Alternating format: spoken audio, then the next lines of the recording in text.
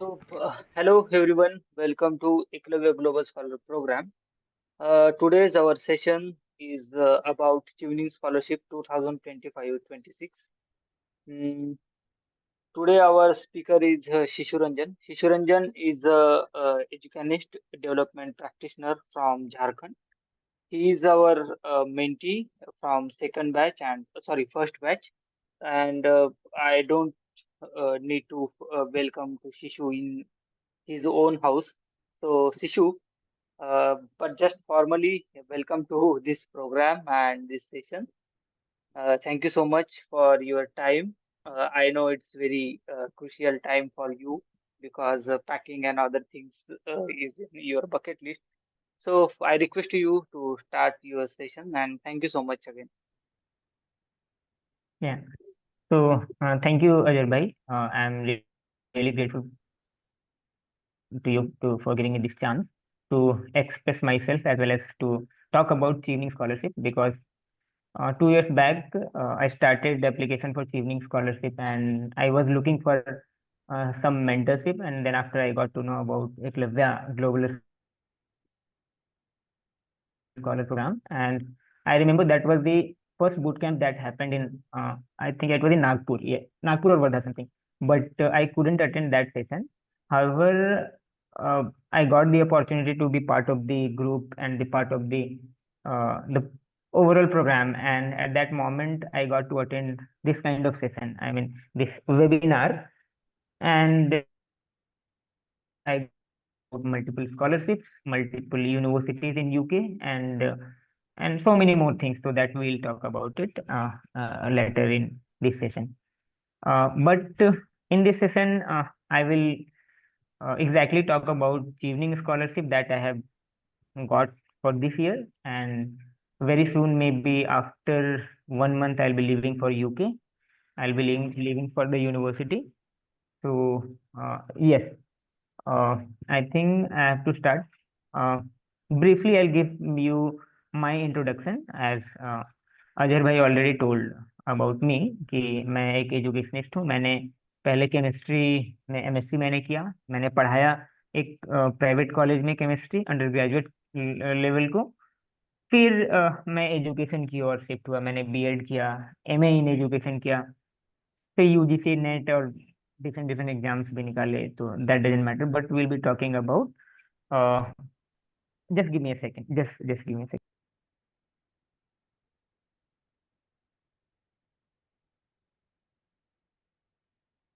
Sorry.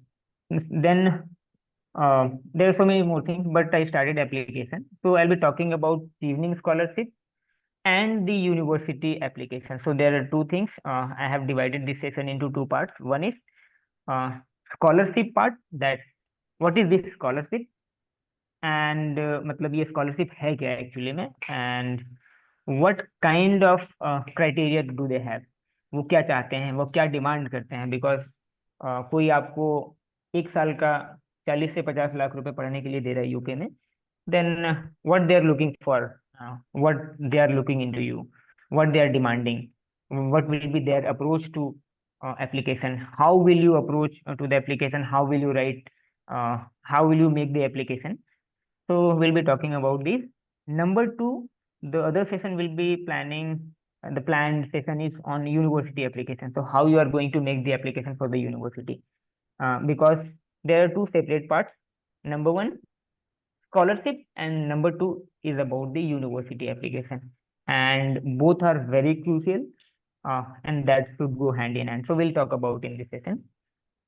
First of all, once again, I want to welcome all the listeners, all the participants who are attending this, and a special thanks to Eklavya India Foundation who provided me this opportunity to talk, as well who mentored me, by which I can speak, I can talk about this session. So I'll be presenting one presentation. Kindly focus on that, and whatever questions you will have, kindly write it to the chat. Ajhar bhai will look into it, and then at the end, I will discuss in the questions. Uh, so yes, just give me a while.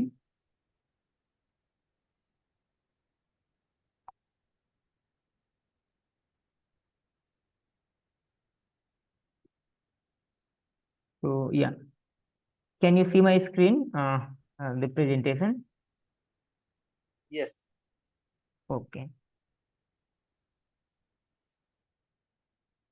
cool.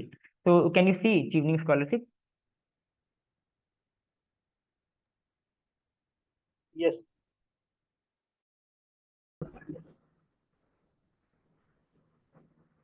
So first of all, this is the website, chevening.org. So very first thing I would say that visit this website after this session, because whatever information you are going to get, it will be from the website itself. आपको जो भी जानकारी चाहिए, आपको खुद से इस website को जितना हो सके खंगालिए, वेबसाइट के भीतर तक जाइए, इसमें जितने सारे टैब्स हैं जाइए, क्योंकि ये वेबसाइट आपके लिए एक रिसोर्स हब के तौर पे काम करेगा। आप जो 8-10 दिनों को रिसर्च करेंगे वो आपको इस सेशन में मिल सकता है, बट अगेन इतना मिलने के बाद आपको इस वेबसाइट को रेगुलरली विजिट करना है। इस वेबसाइट में आपको जाकर in detail in depth analysis करना है if you want to achieve this scholarship. तो ओके, तो पहला चीज जो है, एलिजिबिलिटी की हम बात करते हैं कि चीवनिंग स्कॉलरशिप की एलिजिबिलिटी क्या है। और अप्लाई करने से पहले हम चेक करते हैं कि what is the eligibility, who are eligible. तो वेरी फर्स्ट थिंग इज कि आप किसी भी चीवनिंग एलिजिबल कंट्री से बिलोंग करते हैं। तो अगर आप इंडिया से हैं तो यस, हम लोग चीवनिंग एलिजिबल कंट्री से बिलोंग करते हैं। नंबर टू, आप इस कोर्स को कंप्लीट करने के बाद, जैसे अगर मैं अभी जा रहा हूँ 1 साल की पढ़ाई मैं करूंगा, उसके बाद मिनिमम मुझे मुझे 2 साल इंडिया में काम करना है रिटर्न होकर। तो ये कोई बड़ी इशू नहीं है। आपने अंडर ग्रेजुएट डिग्री आपने कंप्लीट करी है, BSc, BA, BTech, whatever under graduation degree you have completed, तो आपने, अगर आप ग्रेजुएट हैं then yes you are eligible. 2 साल का एक्सपीरियंस होना चाहिए आपको, जैसे आप यहाँ पे देख पाएंगे, you can see here this part, have at least 2 years of work experience. तो इस पर हम लोग इन डिटेल बात करेंगे। If you don't have work experience then what. बहुत सारे लोग होंगे जो अभी ग्रेजुएशन में होंगे या फिर ग्रेजुएशन कंप्लीट करने वाले होंगे, तो यहाँ सवाल आएगा कि क्या मैं एलिजिबल हूँ। तो आप अभी सेशन को अटेंड करिए। After session you will get to know कि yes, either you are eligible और नॉट एलिजिबल। तो ये कोई बड़ी बात नहीं है, बट आपको ऐसा लग रहा है कि 2 साल का एक्सपीरियंस नहीं है, but still you may be eligible अगर आप पूरा अटेंड करते हो तो। फिर आप 3 डिफरेंट यूके की यूनिवर्सिटीज के कोर्सेज में आप एलिजिबल होने चाहिए। आप एडमिशन के लिए एलिजिबिलिटी आपकी होनी चाहिए। जैसे इंडिया से अगर आपने ग्रेजुएशन 3 साल के किए हैं तो आप यूके में मास्टर्स करने के लिए एलिजिबल हैं। बट अगर आपने भूटान से 3 साल का मास्टर्स ग्रेजुएशन किया है तो आपकी एलिजिबिलिटी नहीं होगी। तो ये थोड़ा सा आपको समझना है। बट इंडिया से हम लोग सारे कोई एलिजिबल हैं। इंडिया से हमें कोई इतनी प्रॉब्लम नहीं है कि हम एलिजिबल है या फिर नहीं है। अजहर भाई कोई अटेंड ज्वाइन करना चाह रहे हैं तो एक बार देखिएगा कि मुझे व्हाट्सएप पे मैसेजेस आ रहे हैं, तो एक बार देखते रहिएगा आपकी कौन जुड़ना चाह रहा है, कौन जुड़ नहीं पा रहा है। Shishu, I am adding everyone, but हाँ, those who okay okay, didn't but register for this admission, so they are not. Okay okay okay okay okay, और हाँ, so where I was talking about that three, you have to be eligible for 3 courses in UK universities, या तो 3 courses या तो 3 universities, that doesn't matter, it's up to you। अगर आपके पास एक और सवाल हो सकता है कि आपके पास अगर पहले से एक और मास्टर्स डिग्री है, क्या मैं चीवनिंग के लिए एलिजिबल हूँ? तो ऑब्वियसली यस, आपके पास 2 मास्टर्स हो, 3 मास्टर्स हो, doesn't matter, but still you will be eligible for the for the this evening scholarship, so that doesn't matter। जैसे मेरे पास पहले से 2 मास्टर्स ऑलरेडी थे, तो आप मैं भी एलिजिबल था।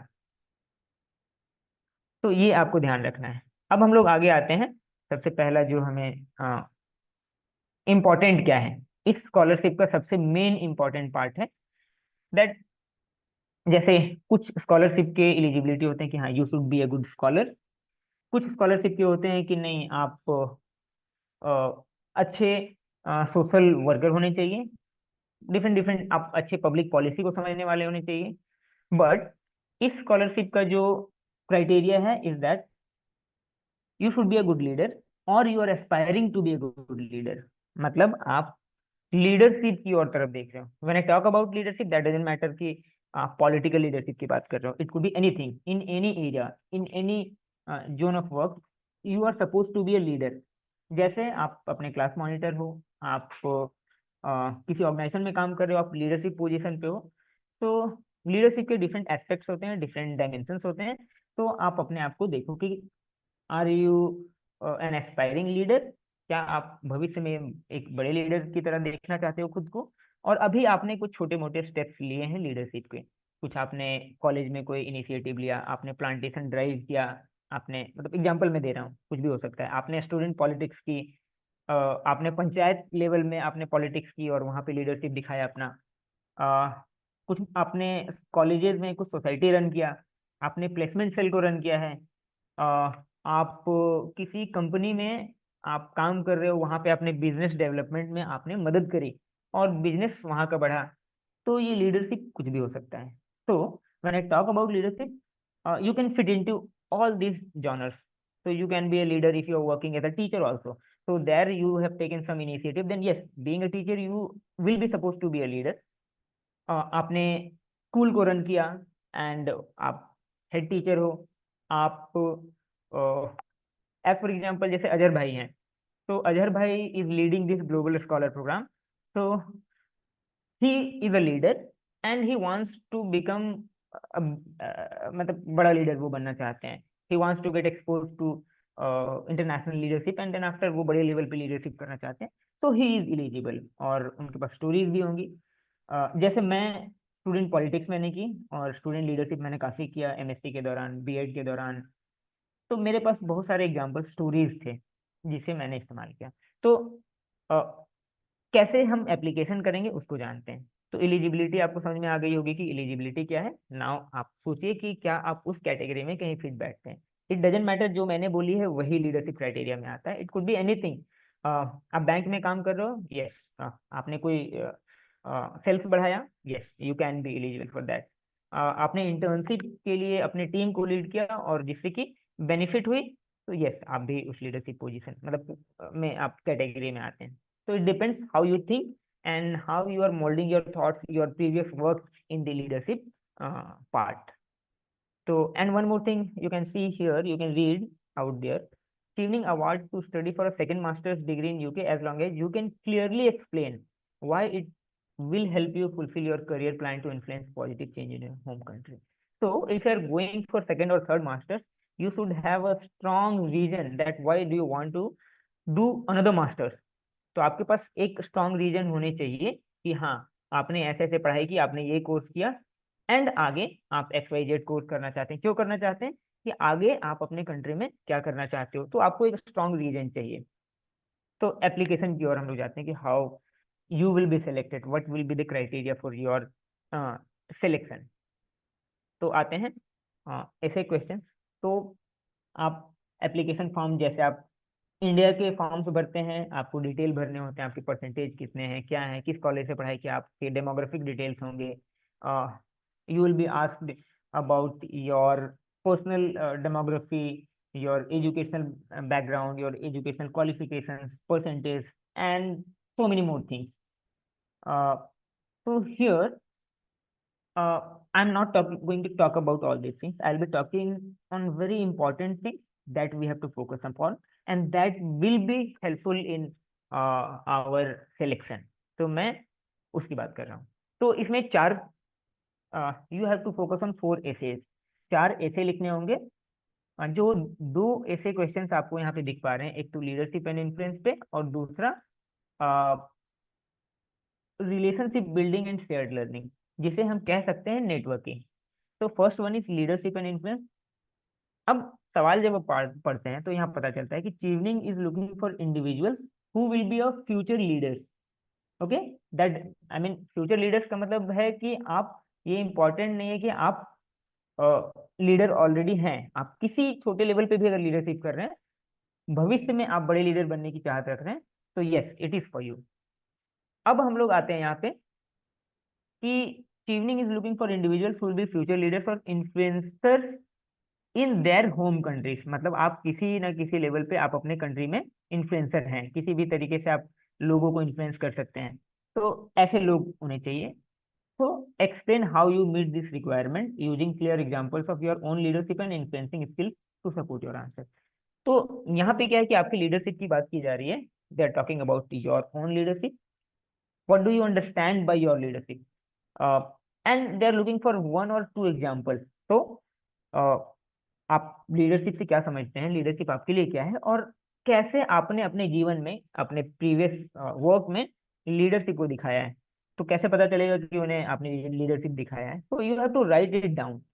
और कितने वर्ड्स में लिखना है, maximum 500 words, not more than 500 word. 501 word होगा तो 500 वर्ड को ही लेगा, वो आगे नहीं लेगा। मिनिमम होगा 100 वर्ड्स। बहुत सारे लोग ऐसे होते हैं कि 100 वर्ड से नीचे में डालते हैं तो उनका रिजेक्ट हो जाता है। तो you have to write in between 500 word. Again अब सवाल आएगा कि भाई what kind of leadership should I write in this essay. तो it could be anything what you think it is best for you. मतलब आपको लगता है कि आपने जीवन में ये बेस्ट आपका लीडरशिप रहा। It could be anything. Again आपने प्रोटेस्ट करवा दिया जिससे कुछ समाज में बदलाव आ गया, यस आपके लिए वो अच्छा लीडरशिप हो सकता है। तो वो भी एग्जाम्पल आप लिख सकते हैं, इसमें कोई ऐसा रोक टोक नहीं है कि okay you can not right such things, you can not, you can write only these things, so that doesn't matter. Focus here that using clear examples. So the example should be very clear that a person who is sitting in UK and you are writing from India, that person should understand what you are writing and they are able to comprehend your thinking, your leadership skill, your leadership quality, your example. So you have to focus on that. Again, it could you can write 2 3 uh, uh, examples of your leadership. So what I did, I focused on one leadership example, and then after at the end in 50 or 60 words, I just added another leadership example. So it depends on you, person to person. It depends. There were many people I got to know who wrote 3 examples in one same essay. So yes, I mean it's up to you. Second one is on relationship building and shared learning. So this one is networking, about networking. When we talk about networking, what do you understand? So as for example, I met one person somewhere in Delhi, and that person helped me in achieving a job, or that person helped me in getting some work done. मतलब एक मैंने network बनाया, एक से मेरी दोस्ती हुई किसी तरीके से, किसी कॉन्फ्रेंस में, किसी मीटिंग में, कहीं भी किसी भी तरीके से हो सकता है। फुटबॉल के मैदान में हो गई दोस्ती, रास्ते में चल रहे थे वहां दोस्ती हो गई, और वो दोस्ती ऐसी थी कि बड़े लेवल पे उसने इम्पैक्ट लाया। तो आपको नेटवर्किंग के बारे में बात करना है कि हाउ यू मेक रिलेशनशिप। जैसे आप देख रहे हैं कि Chevening is looking for individuals with strong professional relationship building skill who will engage with the Chevening community. तो चीवनिंग का बड़ा कम्युनिटी है पूरे वर्ल्ड में, 50 60 हजार, 50,000 के करीब, 55,000 के करीब लोग हैं उनके। तो they have more than 55,000 of alumni. So how you are going to engage with them? As for example, I am going to Kenya. तो केनिया में एक Chevening scholarship I got to meet Kenya का, मतलब मैं connect करूंगा, मुझे कुछ help मिलेगी। तो आपको इस पर फोकस करना है, और चीवनिंग ऐसे लोग चाहिए जो नेटवर्किंग अच्छा कर लेते हैं, लोगों से बातें अच्छी कर लेते हैं, और उनके माध्यम से आगे काम में मदद मिलती है। तो यहाँ पे भी वही है, जैसे मैंने लीडरशिप पे बात की, you have to explain what networking mean to you, and then after you have to provide some examples, either 1 2 3, it depends on you। और उसमें इम्पैक्ट दिखाना है कि आपने, जैसे मैं अजहर भाई से मिला एकलव्य के मीटिंग में। अब अजहर भाई से हम दोनों को म्यूचुअली क्या हेल्प हुआ, सोसाइटी में हमने इम्पैक्ट क्या लाया। सोसाइटी की जब मैं बात कर रहा हूँ तो that doesn't mean only society, आपके कंपनी में हो सकता है, आपके किसी काम से रिलेटेड हो सकता है। जैसे एक मेरे प्रोफेसर थे मेरे यूनिवर्सिटी में, तो ही वॉज एन एडवोकेट, किसी प्रोजेक्ट में वो काम कर रहे थे। उनका एक कनेक्शन कभी किसी कॉन्फ्रेंस में बना था जापान के किसी एक लॉयर से, वहां पे उसने एक अच्छा केस फाइट किया था, और इंडिया में भी एक ऐसा ही केस मिला। उन्होंने वहां से कनेक्ट किया, उनको बहुत सारी हेल्प मिली, उसके बाद इंडिया में उन्होंने किसी एक व्यक्ति की जान बचाई। तो ये ऐसा भी हो सकता है। मेरा क्या था कि मैं गांव में कुछ काम करने जा रहा था, मेरा एक नेटवर्क था किसी मंत्रालय में, वहां से ऐसा हुआ कि मैंने गांव में मेरे काम आराम से बन गए कोविड के समय में। तो ये एग्जाम्पल कुछ भी हो सकता है, आपको जॉब मिली, आपने 10 लोगों को जॉब दिलवाया, तो इट कुड बी एनीथिंग। और इन दोनों में भी आपको लिखना है आगे में भी कि आपका फ्यूचर प्लान क्या होगा, कैसे ये आपको हेल्प करेगा अचीवनी लीडरशिप और स्टैब्लिश करने में, लीडरशिप स्किल में भी, और आगे के फ्यूचर फ्यूचर गोल में या फिर चीवनिंग को भी कैसे मदद मिलने वाला है। तो you have to focus on that. और वर्ड लिमिट सेम है जो मैंने पिछले बात की थी। थर्ड वाला है स्टडीइंग इन द यूके। तो तीसरे में आपको 3 यूनिवर्सिटी कोर्सेज सेलेक्ट करने हैं। तो यूनिवर्सिटी कोर्सेज के लिए अगेन हम लोग थोड़ी सी बात करेंगे लास्ट में। तो आपको 3 यूनिवर्सिटी सेलेक्ट करना है। आपको बताना है यहाँ पे कि why you are selecting these courses, how it will help you in achieving your career goals, how it will help in achieving what you want to do in your country. So you have to write in this, and again you will be having 500 words limit. So you have to focus on that, and you have to focus that you are not repeating anything that is in your essay 1 and essay 2. So it is clearly written there that please enter new information and examples here. So you have to work on that. Again, they have clearly written that explain how these courses relates to your previous academic and professional experience. तो कई लोग के हो सकते हैं कि आपने BTech किया और मूड कर रहा है अभी जाके एमए एजुकेशन कर लेने का। तो आपको क्लियर एक्सप्लेनेशन देना होगी why you are shifting to that. जैसे कई लोग होते हैं कि उन्होंने बीटेक किया, बीटेक करने के बाद गांधी फेलोशिप, कोई फेलोशिप कर लिया एजुकेशन में, और वहां से लगा कि नहीं मास्टर्स किया जाना चाहिए और स्ट्रॉन्ग रीजन है। तो you have to explain all these things. Now coming to the fourth essay, that is career plan. So career plan is important because they want some individuals who have clear vision. They want people who is looking for something in the career, not for only for themselves but for the country or for the society as well. And that should be very clear. मतलब उनको goals चाहिए कि हाँ भाई आपकी clarity of thought आपके mind में है। अदरवाइज वो इन चीज़ों पर काफ़ी फोकस करते हैं। वो किसी ऐसे को नहीं देंगे जो क्लैरिटी ऑफ माइंड नहीं है कि अरे एमए एजुकेशन मैंने कर लिया या एमए सोशियोलॉजी मैंने कर लिया, एमबीए मैंने कर लिया, लेकिन उनका कोई क्लियर विजन ऐसा क्लियर नहीं है। बोला हाँ एमबीए करने का मूड किया and I am doing it, आप वहाँ पे लिख देंगे सिंपल ये में, so they are not going to bother about it. So you have to have strong region, strong career plan. Career plan में बेसिकली 3 टाइप से हम लोग इसको डिवाइड करते हैं जो ऑलरेडी लिखा हुआ है कि आप कोर्स कंप्लीशन के इमीडिएट गोल क्या होगा, मतलब कोर्स कंप्लीट करने के 5 साल तक आप क्या करेंगे। तो उसे हम लोग शॉर्ट टर्म गोल कहते हैं, इमीडिएट प्लान कहते हैं। सेकंड होता है हमारा मिड टर्म गोल, मतलब 5 साल से 10 साल तक what you are going to do from after completion of the course, after 5 years what you are going to do till 10 years, something like that. And it doesn't mean you are going to do that only, it could be tentative, I mean a leader should be visionary, you know. तो वो आपको clarity of thought होनी चाहिए। Next one is about long term career plan. आपके long term career plan क्या है।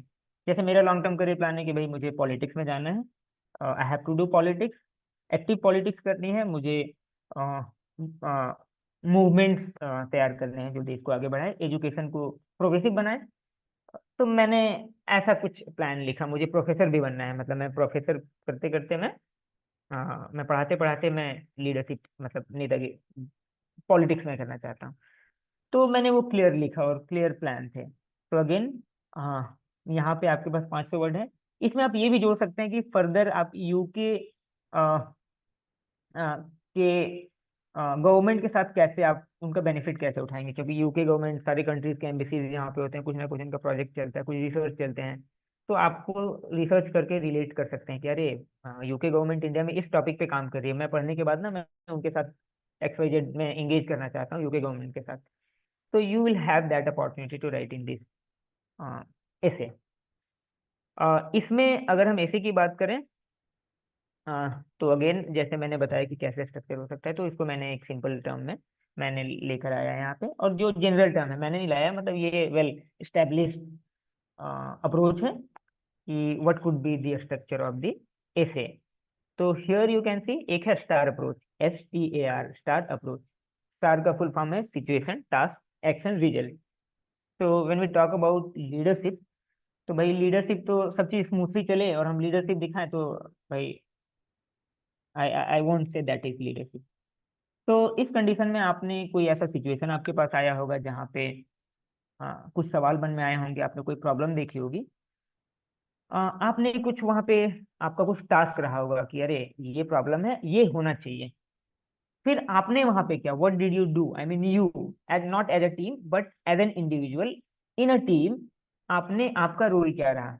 आपने as a leader team lead किया, या फिर उस टीम में आपने एक इंडिविजुअल के तौर पे काम किया? तो you have to situate yourself in a team और as a team leader and you have to write. तो first it's about situation, what was the problem at that moment, task क्या था, आपका काम क्या था, मतलब क्या करना था, एक्शन क्या रहा आपका, what did you do as an individual. तो जब हम मतलब मैं की बात कर रहा हूँ कि मैंने क्या किया, तो it will be about you. In the essay you have to write in terms of I. मतलब कई बार होता है ऐसे कि जब टीम में काम करते हैं तो हम आई टर्म इस्तेमाल नहीं करते, वी यूज करते हैं कि नहीं we did X Y Z. But in this essay you have to focus on I, what did you do, not your team. तो you have to focus on that and then after result, कि आपने जो इतना x Y Z किया उसका final result क्या हुआ। And इसमें एक चीज और ऐड कर दीजिए जो मैंने ऐड करना मैंने मिस कर दिया है। तो you have to add L, that STAR L, L will be learning, what was your learning in that moment, in that through that leadership experience, आपका अपना क्या लर्निंग था, आपने क्या सीखा। जैसे मैंने क्या सीखा कि मैं स्टूडेंट पॉलिटिक्स में नहीं कर रहा था यूनिवर्सिटी में, मैंने प्रोटेस्ट वगैरह कुछ हुए किसी इशू को लेकर। फिर लास्ट में मुझे लर्निंग ये हुआ कि अरे भाई मेरा लोगों से ना जान पहचान अच्छे हो गए, मैं लोगों से मिलने लगा, मेरी पब्लिक स्पीकिंग काफी अच्छी हो गई, मैं हजारों लोगों को एड्रेस कर सकता हूँ, मैं रिलेशनशिप बिल्डिंग मेरा अच्छा हो गया, मैं नेगोशिएशन स्किल्स मेरे अंदर आ गए, मैं बड़े बड़े जो एडमिनिस्ट्रेटर पोजीशन पे है मैं उनसे आराम से नेगोशिएट कर सकता हूँ विदाउट एनी हेजिटेशन, मैं अपनी बातों को अच्छे से रख सकता हूँ बिना किसी कॉम्प्रोमाइज के। मैं टीम अच्छी लीड कर लेता हूँ, हमारी टीम में जैसे उस समय बहुत सारे लोग थे। तो लर्निंग क्या हुए आप लिख सकते हो। Another one is car approach, again context approach result and L डाल दीजिए तो लर्निंग हो जाएगा। तो वही कॉन्टेक्स्ट सिचुएशन टास्क वगैरह, कॉन्टेक्स्ट में आप सिचुएशन टास्क ओवरऑल आपको डिफाइन करना है, दैट इज इट। तो ये अप्रोच आपका हो सकता है। अब अगर ऐसे लिखते हैं तो फर्स्ट तो इंट्रोडक्टरी पैराग्राफ होगा आपका कि what do you mean by leadership, what is your own perspective for leadership. तो पहले थोड़ा सा अगर आप अपना इंट्रोडक्शन डाल दें कि हाँ आपके लिए लीडरशिप एक्स वाई जेड है, फिर आप कंटिन्यू करते हैं अपने सिचुएशन स्टार वाला अप्रोच, कंक्लूड करते हैं कि okay after completing Chevening scholarship course through Chevening scholarship, मैं ये थोड़ा सा एक दो लाइन में आप चीवनिंग से रिलेटेड डाल सकते हैं कि अरे चीवनिंग मिलेगा तो ये हो जाएगा। तो introductory continuing and then after concluding paragraph you can focus on that। Continuing paragraph में स्टार अप्रोच कार अप्रोच आप डाल सकते हैं। तो this was for leadership and for the networking. Networking में भी भाई स्टार अप्रोच कि भाई ये सिचुएशन था, एक नेटवर्क, एक मैंने कांटेक्ट बनाई थी, उस कांटेक्ट ने ये हेल्प किया मुझे। अब आते हैं करियर प्लान जो मोस्ट इंपॉर्टेंट है, कि करियर प्लान में कई बार होगा कि नहीं अरे हम तो भाई अमेरिका का राष्ट्रपति बन जाएंगे।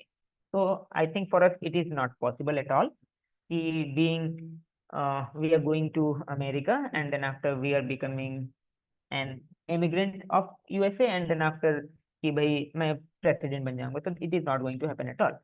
तो मतलब जब हम करियर प्लान की बात करते हैं तो स्पेसिफिक हो, थोड़ा डीपर हो, आप एग्जैक्टली exactly क्या करना चाहते हो। अब जैसे पॉलिटिक्स करना चाहता हूँ मैं सीधे बोलूंगा, बट पॉलिटिक्स में क्या, व्हाट काइंड ऑफ पॉलिटिक्स, आप ग्राउंड पंचायत लेवल पे पॉलिटिक्स करना चाहते हो, ब्लॉक लेवल पे, डिस्ट्रिक्ट लेवल पे, या फिर विधानसभा लेवल पे और लोकसभा लेवल पे, या फिर स्टेट लेवल पे। तो you should have that clarity specificity. Smart में एम आता है measurable, again it should be measured. अब ये नहीं बोल सकता हूँ मैं कल का कल मैं एजुकेशन मिनिस्टर बन जाऊंगा, it is not possible at all. तो वो मेजरेबल हो कि हाँ आपके पास स्टेप्स हैं ऑलरेडी। अचीवेबल, अचीव होने लायक होना चाहिए। अब मैं बोल दूं कि भाई मैंने ग्रेजुएशन की है and then after I want to become a professor, तो it is not possible at all, India में मास्टर्स होना चाहिए। नेट होना चाहिए या पीएचडी होना चाहिए अगर आप प्रोफेसर बनना चाहते हैं। तो I mean just giving an example, relevant होना चाहिए, आपके कोर्स वगैरह से रेलेवेंट होना चाहिए कि आपने ये कोर्स किया है, आप बोलेंगे अचानक से फिक्स कर लेंगे, तो ये भी थोड़ा रेलेवेंसी होना चाहिए कि आप ये कोर्स करके ही ये होने वाला है। टाइम बाउंड होना चाहिए, अगेन जैसे मैंने बताया था कि शॉर्ट टर्म गोल मतलब 0 to 5 years after completing the course, 5 to 10 years, and then after 10 to next आगे जो होता है। तो टाइम बाउंड थोड़ा सा आप डाल दें तो that would be better. Now very most important thing, documentation में जब हम बात करते हैं तो सॉरी हाँ, जैसे आपने ऐसे 4 लिखा तो दैट इज नॉट मतलब ऐसे जो होगा आपका पहला राउंड जो होता है, इसमें 3 राउंड होते हैं। नंबर 1 सॉरी 2 राउंड होते हैं। नंबर 1 ऐसे, पहले आप ऐसे लिखेंगे, उसके बाद सिलेक्शन होगा, and second one will be interview. तो पहला फोकस होना चाहिए ऐसे के ऊपर। इंटरव्यू जो है वो आगे का आगे देख लिया जाएगा, इंटरव्यू उतना भी टफ नहीं होता है, but you should be confident वगैरह वगैरह, तो हम लोग उस पर बात नहीं चर्चा करेंगे। बट आपका ऐसे जैसे सिलेक्शन होता है तो ऐसे सिलेक्शन टाइमलाइन में हम लोग जानेंगे कि कितना टाइम लगता है। तो टाइमलाइन में हम लोग जानेंगे कि ऐसे सिलेक्ट होता है, या तो ऐसे सिलेक्शन से पहले ही आप अपना लेटर ऑफ रिकमेंडेशन डालो। तो what is this letter of recommendation? तो letter of recommendation is about कि there is someone, there are some people who know you very well, who can comment on your leadership, on your academic skill। आपके ऊपर comment कर पाए, आपके बारे में लिख पाए, मतलब आपके लिए स्टैंड ले पाए कि अजहर भाई हैं कोई, आ, आ, वो मेरे बारे में जानते हैं, तो वो मेरे बारे में लिखेंगे कि अजहर बोलेंगे कि हाँ शिशु रंजन XYZ बंदा है और मैं इसको जानता हूँ इतने सालों से, और ये बंदा एकदम शानदार है, लीडरशिप अच्छा है, पढ़ने में भी शानदार है, आगे इस कोर्स में जाएगा अच्छा करेगा। ठीक है, तो एक एग्जांपल है। तो लेटर ऑफ रिकमेंडेशन में आपको नाम एंड डिटेल डालना होगा। नाम क्या क्या होगा? नेम डालना होगा, ईमेल डालना होगा, रिलेशनशिप, किस ऑर्गेनाइजेशन से वो बिलोंग करते हैं, पोजीशन क्या है और आपसे आपका रिश्ता क्या है, मतलब प्रोफेसर हैं आपके, किसी ऑर्गेनाइजेशन में आपके मैनेजर हैं, सीनियर हैं, कुछ भी हो सकता है वो। तो आपको जब फॉर्म फिलअप करेंगे तो you have to put names of 2 referees जो आपके बारे में लिखेंगे। वो आपको कभी भी लिख के दे सकते हैं, मतलब आपको ये आपकी जिम्मेवारी होगी कि आपको उनसे कलेक्ट करना है पीडीएफ में, या फिर एक लेटर ले लो पीडीएफ आपको तैयार कर लो, उनका लेटर हेड में होगा। तो ये बाद में इसको हम लोग डिस्कस कर सकते हैं, but right now important is about, essay is the important thing. Now who can be your referee? तो 2 रेफरी की जब हम बात कर रहे हैं स्कॉलरशिप में, तो that person can be a professor, senior employer from your organization, your line manager जिनको आप रिपोर्ट करते हो, सीनियर हो सकते हैं किसी वॉलेंटियरी ऑर्गेनाइजेशन में, जैसे कुछ लोग वॉलेंटियरिज्म मतलब वॉलेंटियर कर रहे हैं किसी ऑर्गेनाइजेशन में, तो you can talk to your senior also. Senior मतलब उस ऑर्गेनाइजेशन को लीड करते हैं, उस ऑर्गेनाइजेशन में अच्छी पोजीशन रखते हैं। रिकमेंडेशन होगा कि आपको जो लंबे समय से जान रहे हैं, who can I mean who has known you for long time, मतलब 6 महीने से मिनिमम, मिनिमम 6 महीने अ, होने चाहिए कि आपके आपके काम को जानते हैं, आपके बारे में, मतलब ये ऐसा हो गया ना कि XYZ पर्सन है आपके बिहाफ में बात कर रहा है कि नहीं ये बंदा जो है आपके लिए स्टैंड ले रहा है, तो ये आपको फोकस करना है। The person can talk about your academic skill, leadership and networking skill, तो you have to focus on that also. तो ये आपको बताना पड़ेगा आपके, तो मतलब प्रोफेसर हो या कोई भी सीनियर हो सकते हैं। तो आप जब नाम डालते हैं तो पहले से आपको 2 4 माइंड में नाम होने चाहिए, XYZ की ये 4 लोग हैं, उनमें से बेस्ट कौन मेरे बारे में जानता है, मेरे बारे में कौन अच्छी बातें लिख सकती है, कौन है जो आपको तह तक जानता है। तो ये आपको फोकस करना है, और वो नाम फॉर्म भरने से पहले तक आपको क्लैरिटी होनी चाहिए। आपको बताना होगा कि सर मैंने आपका नाम, मैंने आपका नाम डाला है, एंड लेटर आपको नाम, मतलब आपको लेटर लिख के देना होगा। तो you have to focus on that as well. Documents क्या है? तो डॉक्यूमेंट्स बहुत इजी है। ग्रेजुएशन या मास्टर्स आपने जो भी करा है, तो ग्रेजुएशन इज मिसिंग यहाँ पे, चलो कोई नहीं। तो उसके ट्रांसक्रिप्ट, ट्रांसक्रिप्ट क्या है? मार्कशीट है। तो ट्रांसक्रिप्ट मतलब जब बात करते हैं तो वो एक कंबाइंड मार्कशीट होता है किसी भी यूनिवर्सिटी का, तो वो आप ले सकते हैं, या फिर अलग से ट्रांसक्रिप्ट भी किसी कोई यूनिवर्सिटी देती है, तो यूनिवर्सिटी से आपको बात करना है, या फिर एकलव्य से आप ईमेल करके, अगर आप मेंटी हैं तो आप वहां से पता कर सकते हैं, otherwise will discuss about this letter. तो ट्रांसक्रिप्ट और सर्टिफिकेट आपका रेडी होना चाहिए। एक्सपीरियंस सर्टिफिकेट अगर आप जॉब कर रहे हैं वगैरह तो ऑप्शनल है, it is not important, they are not going to ask you letter, letter नहीं पूछेंगे वहां पे, but they will ask you about the experience.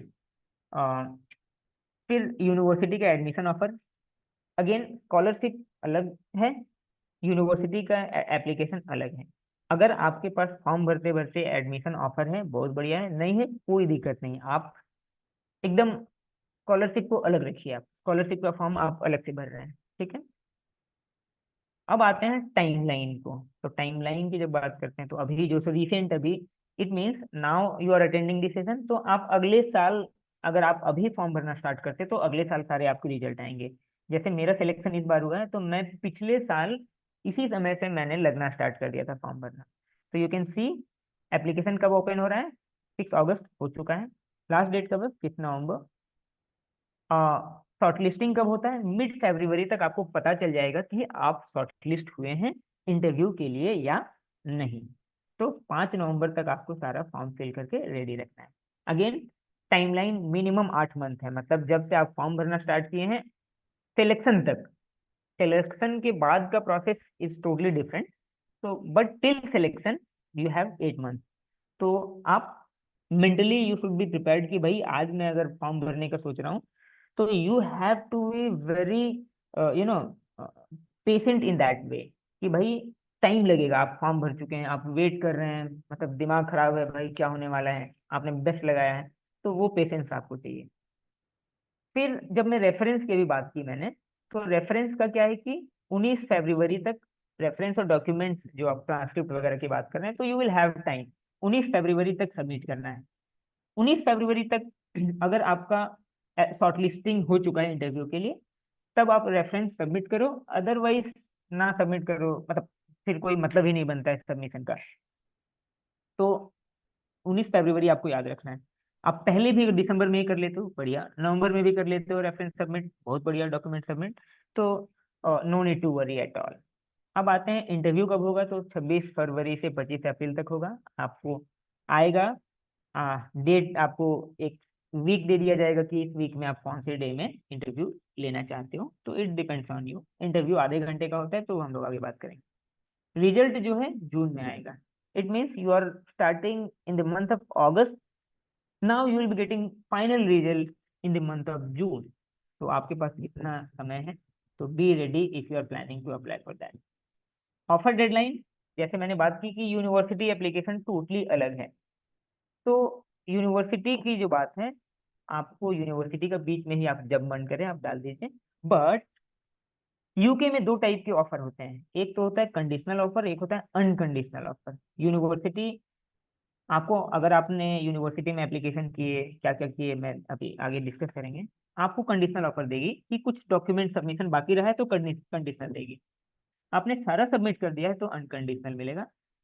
Chevening scholarship को अगर आपका सिलेक्शन हो चुका है चीवनिंग में, तो आपको 11 जुलाई तक किसी भी हालत में आपको सबमिट कर देना है ऑफर को, ऑफर लेटर को, वो भी अनकंडीशनल ऑफर लेटर।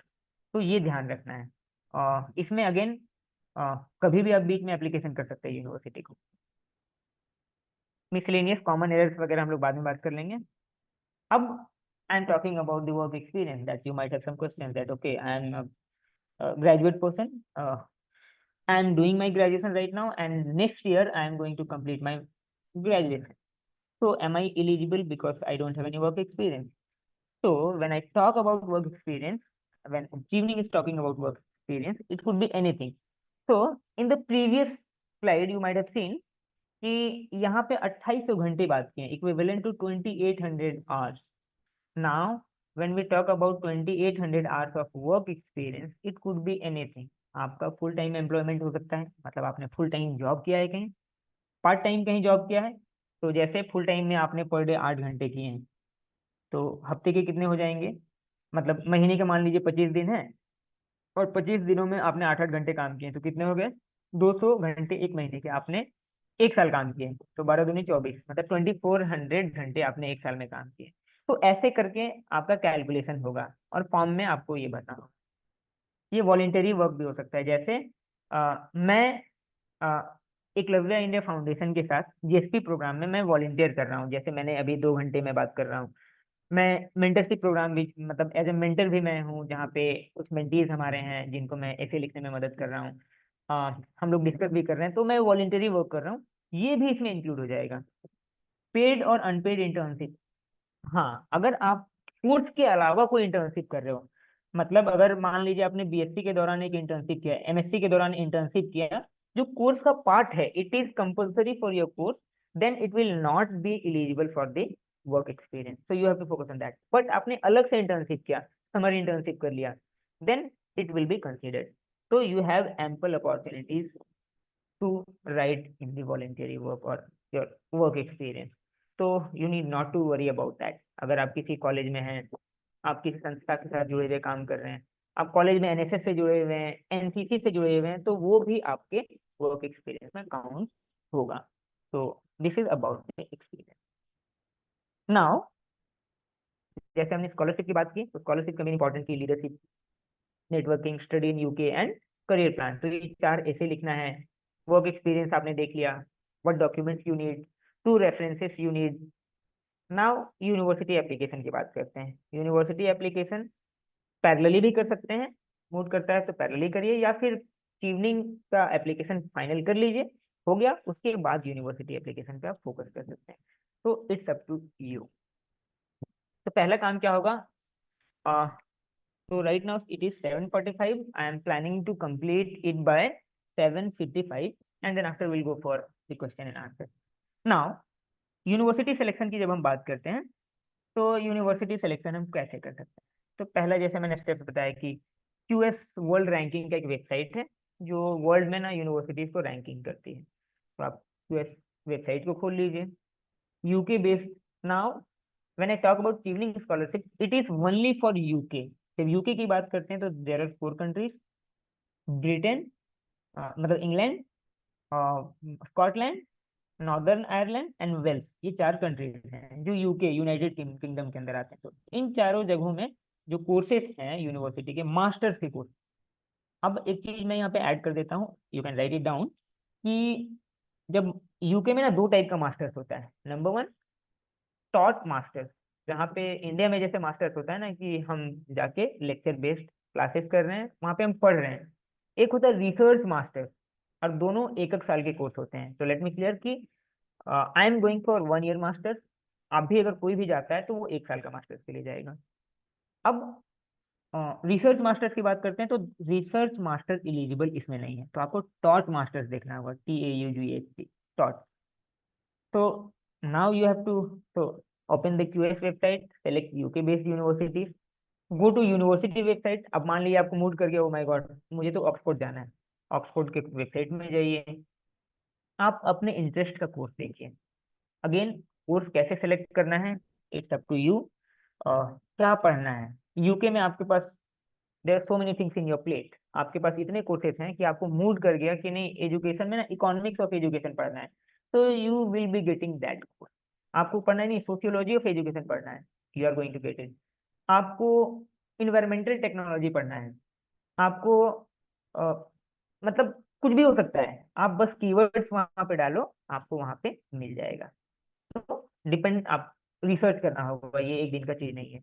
नेक्स्ट है कोर्स रिक्वायरमेंट। अब जब कोर्स आपको मिल गया, जैसे मैंने, मेरा पहले दिन से था कि नहीं, मैं एजुकेशन एंड सोशल जस्टिस में पढ़ने वाला हूँ, मतलब एजुकेशन और सोशल जस्टिस का जो इंटरसेक्शन कैसा है, how we see education from the lens of social justice. तो मैंने ये कोर्स डाला था, मुझे मिल गया था, 4-5 यूनिवर्सिटी मैंने देखे, वर्ल्ड के बेस्ट यूनिवर्सिटीज में भी मुझे मिला। तो आप उनके रिक्वायरमेंट को देखो, तो वो क्या रिक्वायरमेंट, उसके बाद क्या नेसेसरी डॉक्यूमेंट्स हैं, क्या आपको रखना है। तो पहला तो पासपोर्ट, अगर नहीं है तो apply for your passport right now, अगर आपको प्लान है कि आपको अप्लाई करना है, बिकॉज कोई भी आप एप्लीकेशन करेंगे तो बिना पासपोर्ट का कुछ होने जाने वाला नहीं है, क्योंकि पहले जैसे आप लॉग इन करेंगे तो they will ask for your passport number, so be ready with that. Course, जब पासपोर्ट की मैंने बात की, तो scholarship as well as university के लिए भी मैंने बात की। Now statement of purpose. अब क्या है कि यूनिवर्सिटी में जब आप अप्लाई करते हैं, then they need statement of purpose. उनको आ, एक डॉक्यूमेंट चाहिए एक पेज का, 500 वर्ड में हो सकता है, it could be in 1000 words. So you have to write an essay where you will be talking about yourself. uh, what did you learn, I mean, what previously you have done. You can write your personal background. आपने पढ़ाई क्या की, पढ़ाई के बाद आपने क्या किया, आप ये पढ़ाई क्यों करना चाहते हैं, उस यूनिवर्सिटी के उस कोर्स को ही क्यों करना चाहते हैं, उससे क्या मिलने वाला है. तो आपको एक वेल डिटेल्ड डॉक्यूमेंट बनाना है एक पेज का. अगेन, वर्ड लिमिट्स होते हैं, तो you have to focus on that. खैर, स्टेटमेंट ऑफ पर्पस लिखने के लिए अलग सेशन होंगे बाद में, तो में हम लोग बात करेंगे. एक हो सकता है पर्सनल स्टेटमेंट. तो again, statement of purpose of the course is different, personal statement will be different. तो यूनिवर्सिटीज पे डिपेंड करते हैं. कुछ यूनिवर्सिटीज 2 ऐसे मांगेंगे, कुछ यूनिवर्सिटीज एक ही ऐसे मांगेंगे. जैसे मैंने अप्लाई किया यूनिवर्सिटी कॉलेज लंदन, जिसका रैंकिंग 9 है वर्ल्ड में, और जिस इंस्टीट्यूट में मैंने डाला, जिस सब्जेक्ट में मैंने डाला, वर्ल्ड में रैंक 1 में है. तो उसमें एक ही ऐसे मांगा था. लेकिन मैंने यूनिवर्सिटी ऑफ एडिनबरा में डाला, जो स्कॉटलैंड में है, स्कॉटलैंड की राजधानी में, कैपिटल में है. उन्होंने 2 ऐसे मांगे. तो ये हमें थोड़ा ध्यान रखना है कि अब उस वेबसाइट में मिलेगा. अब लेटर ऑफ रिकमेंडेशन, वो यूनिवर्सिटी वाइज डिपेंड करता है. मतलब, हाँ, अभी हमने चीवनिंग की एलओआर की बात की, letter of recommendation, that is totally different. Now I am talking about the university LOR, so that is different. जो आपके सब्जेक्ट स्पेसिफिक प्रोफेसर या कोई लिखेंगे कि हाँ ये इस सब्जेक्ट में ऐसे ऐसे क्लासरूम में इसका पार्टिसिपेशन वगैरह सारा वो बात करेंगे. 2 टाइप से हो सकता है. या तो आप पोर्टल में पीडीएफ सबमिट करो, जैसे आप सर्टिफिकेट वगैरह पोर्टल में डालते हो, या फिर वो आपके प्रोफेसर या फिर जिनका आप नाम डालोगे, उनकी डिटेल्स वो लेंगे, और डिटेल्स लेने के बाद उनको ईमेल जाएगा, और ईमेल में वो आपके बारे में लिख कर सबमिट करेंगे. तो again, look to the university website, course website, there will be in details each and everything. Transcript, again, जैसे ग्रेजुएशन, अगर मास्टर्स के लिए अप्लाई कर रहे हैं तो ग्रेजुएशन का ट्रांसक्रिप्ट होना चाहिए, सर्टिफिकेट वगैरह सारा चीज होना चाहिए.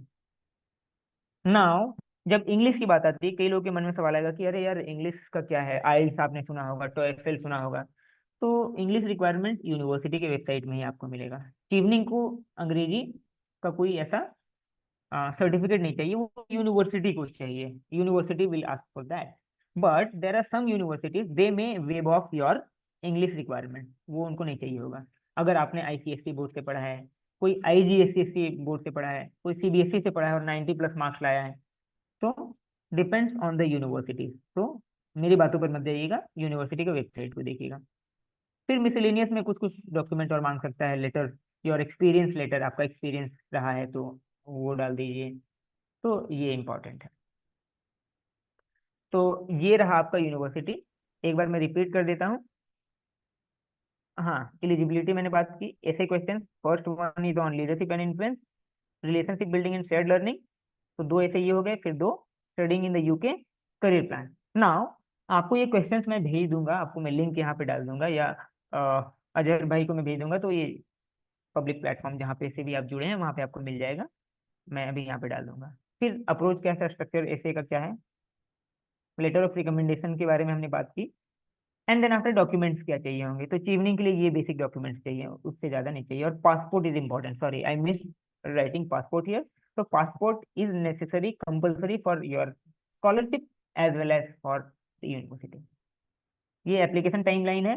गो to the Chevening website, you will get each and everything there. ये तो ठीक है, बाद में बात करेंगे. ये हो चुका है. कैसा वर्क एक्सपीरियंस हो सकता है, university application. Now I am talking about questions. तो कुछ क्वेश्चंस अगर आपको चीवनिंग से रिलेटेड है, गो टू द वेबसाइट. आप वेबसाइट में जैसे जाएंगे, मैं आपको एक बार मैं दिखा देना चाहता हूँ कि वेबसाइट में जैसे आप जाएंगे, 1 second, give me a second. हाँ, तो ये चीवनिंग का वेबसाइट है, chevening.org. आपको यहाँ सब कुछ मिल जाएगा. ये रिसोर्स हब है, the most important thing. Application guidance, scholar support, alumni resource, scholarship, why study क्यों पढ़ना चाहते हैं, application timeline, find a course, कौन सा कोर्स आपके लिए एलिजिबल है. जैसे आप फाइंड अ कोर्स में जाते हैं तो बहुत सारे कोर्स एलिजिबल नहीं होते हैं, लेकिन सारे कोर्स लगभग एलिजिबल होंगे. किस यूनिवर्सिटी में आप जाना चाहते हैं. मान लीजिए मैं जाता हूँ यूनिवर्सिटी कॉलेज लंदन, ठीक है, मैंने यहाँ पे लिखा UCL, ठीक है। तो यूनिवर्सिटी कॉलेज लंदन में ये सारे कोर्सेज एलिजिबल हैं उसके लिए। तो आपको यहाँ सारा कुछ मिल जाएगा इस वेबसाइट में। अप्लाई का अभी ऑप्शन आ गया है। और resource hub is the most important part of this scholarship, जहाँ पे आपको लगातार विजिट करिए तभी आपको हेल्प मिलेगी, अदरवाइज प्रॉब्लमेटिक होगी, क्योंकि यहाँ पे आपको सब कुछ मिलने वाला है। अभी जैसे एक सवाल पहला मैंने ये रखा है कि can I use AI chat GPT to help me with write my application. तो again they are, I mean, Chevening scholarship जो है यूके गवर्नमेंट का एक फ्लैगशिप प्रोग्राम है, जो foreign Commonwealth and development office देखता है, एक मिनिस्ट्री ही है। तो उनके पास एक्सपर्ट्स की कमी नहीं है, वो मशीन जो AI वगैरह का सब चेक लगाते हैं। तो ये सब आपको सवाल का आंसर ऑलरेडी मिल जाएगा। But you can get help from AI कि कैसे क्यूरेट करते हैं, एप्लीकेशन कैसे लिख सकते हैं, बट आपको अपने शब्द में, अपने वर्ड्स में लिखना है। अगेन जैसे मैंने अभी बताया वेबसाइट के बारे में कि वेबसाइट में आप उस वेबसाइट को पूरा in detail in depth analysis करो, you will get each and everything. तो आई एम स्टॉपिंग हियर। जैसे मैंने बताया था कि 7:55 तक I complete, so I am completing Ajay भाई। Now we can move to the question and answer part. अब हम Yes. क्वेश्चन कर सकते हैं। So Shishu, can you stop your screen presentation? So, Sure, sure. Okay, just give me a second. Yes. so I'm requesting to everyone, those who have question to Shishu, please raise your hand, and then we can go alphabetically to everyone. So those who have question, please raise your hand.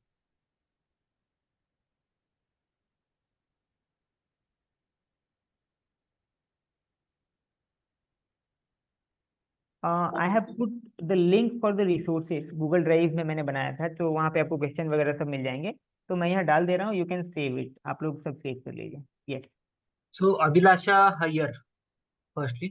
Yes yes, thank you so much and thanks शिशु, आपने बहुत आसानी से पूरा process break down किया। So here are my questions, this is for the university application stage. दो major questions है। तो पहला ये कि जब हमें तीन कॉलेजेस और कोर्सेज एंटर करने पड़ते हैं, तो वो कॉलेजेस कैसे चुने, कोर्सेज कैसे चुने? क्या ऐसा हो सकता है कि एक यूसीएल से चुना, दो एलएसई से चुने? तो आप एक तो वो कॉम्बिनेशन प्लीज समझा दीजिए। And how do we prioritise, like we have to be very smart in putting up preferences to ensure कि हमें जिस कॉलेज में एडमिशन चाहिए उसको फर्स्ट पे डाले, सेकंड, थर्ड। तो क्या आप वो एक बार मतलब आपकी अप्रोच आप समझा सकते हो? एक तो वो है। और दूसरा सवाल, आप सॉरी, आप पहले इसको प्लीज एड्रेस करें तो बेहतर रहेगा। नहीं, आप दूसरा भी बता दीजिए, मैं एक साथ एड्रेस कर लूंगा। ओके, श्योर श्योर, हाँ। और दूसरा ये कि जैसे कॉमनवेल्थ में 6 अलग थीम्स है, जैसे एक साइंस एंड टेक हुआ, there is another focus on health, capacity building. तो what does Chevening look for in a particular ये ईयर, और ये आइडिया हम कहाँ से गैदर करें? ओके, तो I finished. Sorry, I have like another one. तो आपने बताया कि scholarship and university application can go parallel, but it's a lot happening at the same time. तो कोई सीक्वेंस है? Should be right IELTS first because वो 2 साल के लिए वैलिड है, टोफिल देना है, यूनिवर्सिटी एप्लीकेशन बिकॉज शीवनिंग जैसा आपने समझाया कि उसमें unconditional offer is what is being accepted. So which do we do first, because हर एक के प्रोसेसेस अलग होते हैं। तो these are my three major questions. So yes, it would be helpful if you could answer that. Okay, so I'll go one by one, and I think these questions might be from all of us, मतलब सबके साथ ये questions होंगी। तो as for first one is about the course. So again, it depends on your choice, so what you are choosing. तो मैंने क्या किया था पहले, इन द फर्स्ट ईयर, मैं 2 साल पहले अप्लाई किया था। मैंने रैंकिंग वाइज पहले उठाया था और कोर्स वाइज कि कौन से कोर्स में exactly what I am getting, what I am trying to get, and I am getting these things in my course. तो आप कोर्स के मॉड्यूल तक आपको रिसर्च करना होगा। यूनिवर्सिटी भी एक ऑप्शन हो सकता है कि नहीं, अरे यार लंदन में ही मेरे को रहना है, तो लंदन वाली यूनिवर्सिटी को मैं सेलेक्ट करता हूँ। इट कुड बी एनीथिंग, मतलब अगर आप एलएसी से 3 कोर्स भी ले सकते हो, 2 कोर्स भी ले सकते हो, या फिर 3 यूनिवर्सिटीज में 3 सेम कोर्स ले सकते हो, या फिर 3 डिफरेंट यूनिवर्सिटीज में 3 डिफरेंट कोर्स ले सकते हो। बट आई विल सजेस्ट कि जब आप डिफरेंट कोर्सेज की बात करते हैं, then you should have a strong reason कि अगर आप एक जगह पे एंथ्रोपोलॉजी ले रहे हैं, एक जगह पे सोशियोलॉजी ले रहे हैं, एक जगह पे आप पॉलिटिकल साइंस ले रहे हैं, तो you should have clear reason कि अगर आप अलग अलग पूरा ले रहे हैं तो अलग क्यों ले रहे हैं आप। तो ये आपको थोड़ा सा ध्यान रखना होगा। तो again it's a subjective question, it will depend on you. मैंने पिछले साल क्या किया, जब मैंने अभी अप्लाई किया था, मैंने रैंक 1 2 3 मैंने दिए रैंक यूनिवर्सिटी रैंकिंग से लिए। एडिनबरा को मैंने पहले लिया, सेकंड में बर्मिंघम को लिया, थर्ड में बर्कबेक को लिया। मेरा मन था कि नहीं मैं एडिनबरा में जाऊं, लेकिन at the end of the day जब 11 जुलाई था और उस दिन मैंने डिसाइड किया कि नहीं मैं लंदन में रहूंगा, मैं बर्कबेक को मैंने सेलेक्ट कर दिया।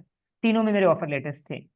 तो again it depends on your research, आप कहाँ स्ट्रांगली आपका इंटरेस्ट लाई करता है। Again you will have the option to change your option. जब आप अगर इंटरव्यू के लिए सेलेक्ट हो जाते हैं, तो in the interview you will be getting the chance to change your courses या फिर योर यूनिवर्सिटी। तो it's not a big deal, it depends on you.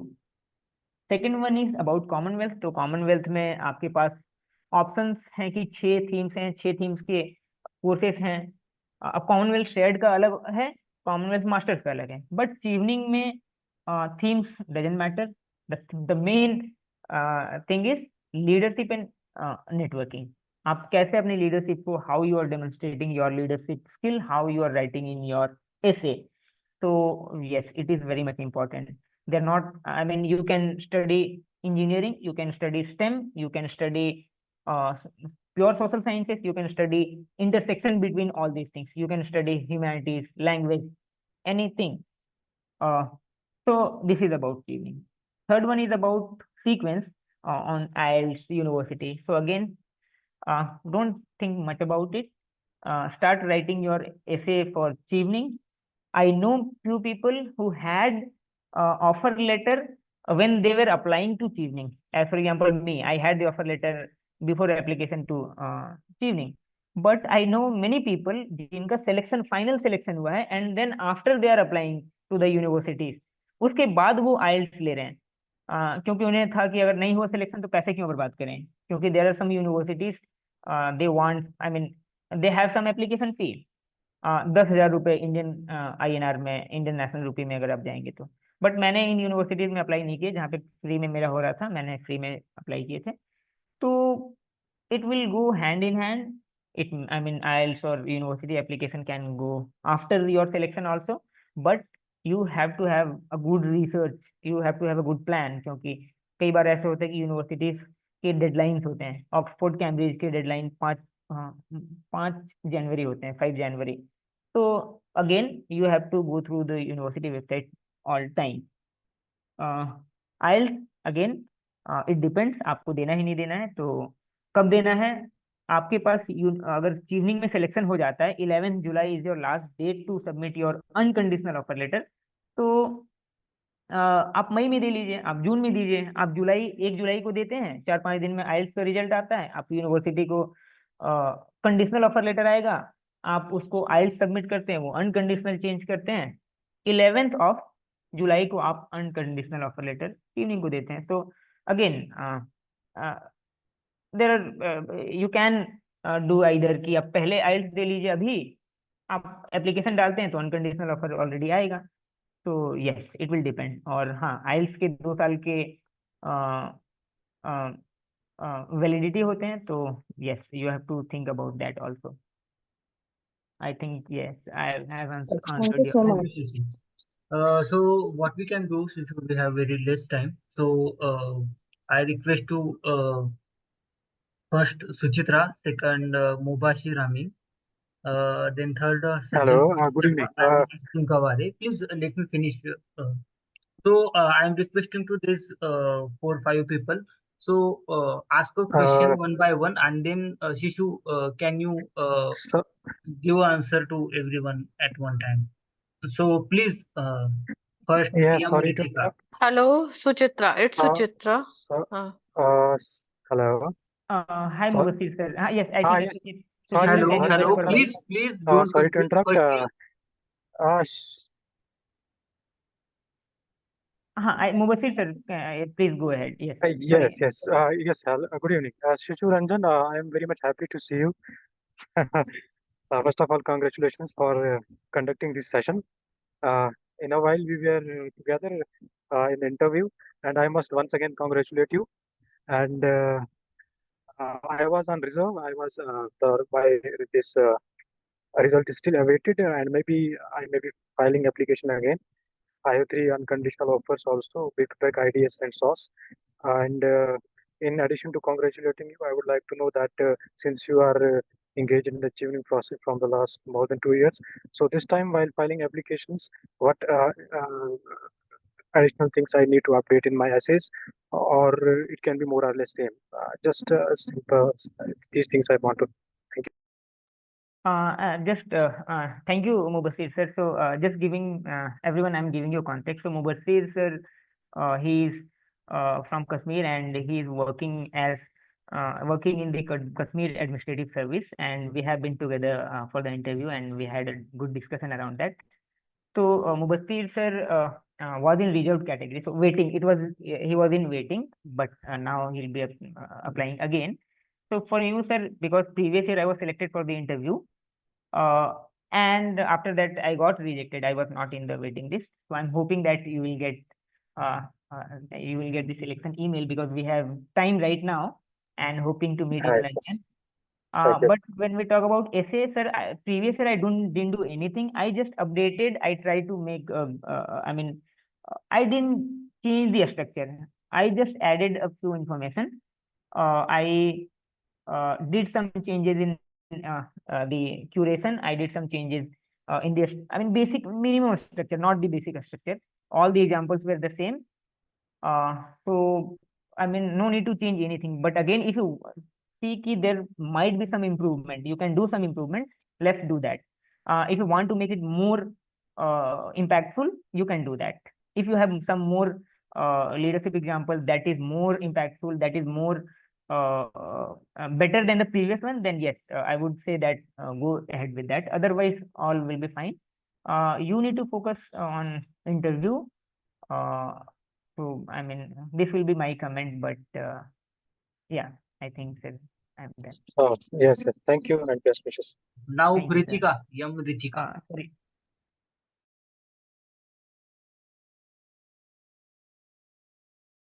Yeah, hello. Hello, Shishu. Congratulations on your selection. My doubt is, as I already have work experience of 1 year, and post that I did my master's. So both my referees can be from my master's degree, or it has to be one from the work experience, like my senior. I mean, my manager. Okay. So when I talk about work experience, letter of recommendation. So it could be from anywhere. If you know any professor who knows you from your graduation days and who can comment well, that person can be from that your professor. If your employer, your manager, or your senior can write well for you, you must go ahead with that. So there is no restrict rule or any restrict guideline from that. So you can go with anyone. But again, who can write well for you? So that is the main important criteria. So So, like, it can be a combination of undergrad and postgrad, or both the referees can be post graduation also. So that doesn't yes. matter. Yes. So as for example, I took one recommendation letter from my mentor, and with whom I have worked since 2015, but not in any professional capacity, not in direct capacity. जैसे कि he was not my direct professor. He was not in any organization where I worked, but I was working with him in different capacities. So he wrote me letter where he was working, but he wrote in that letter ki, okay, I have known this person for this time, and we have worked in different capacities. So that person can be from anywhere. And second question is, as you had mentioned, in relationship building and shared learning, it can be both ways. Like, how that networking helped me, and what did I learn, and how it enhanced my career, or trajectory, or it could be my own contribution to that networking cohort. It can be any ways, or Yeah, so again, it could, yes, you're absolutely right here that it could be anyways. So, how did you contribute to that network? So, I mean, your contribution is kind of, I mean, you become the part of that network, and then after you contributed. So, yes, I mean, somehow you are becoming part of any network, it means from the help of any other person, and then after you are contributing. So, yes, I mean, this is And the if way. you're not sure of the career path, like at least for midterm, I mean short term, but not sure how you want to pave it for the midterm and long term, so how do we put it? Like it shouldn't sound vague, but how do, if you're not really sure about where you want to take it, how do I put that then? So, in this part, I would say, and you have to be sure. Uh, I mean, tentative and sure. You have to be confident enough, even if you don't want to do something. But again, if you're thinking that, okay, tentatively, I'm trying to do this, I will do this.